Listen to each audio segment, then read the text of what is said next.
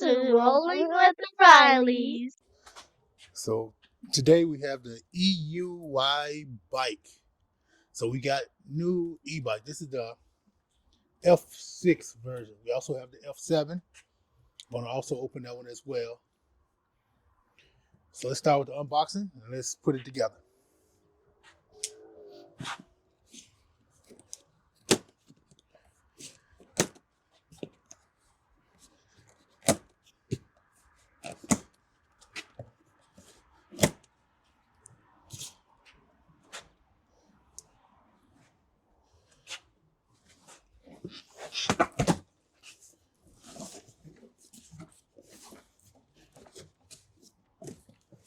So according to the reviews online, you shouldn't need any tools to put this together.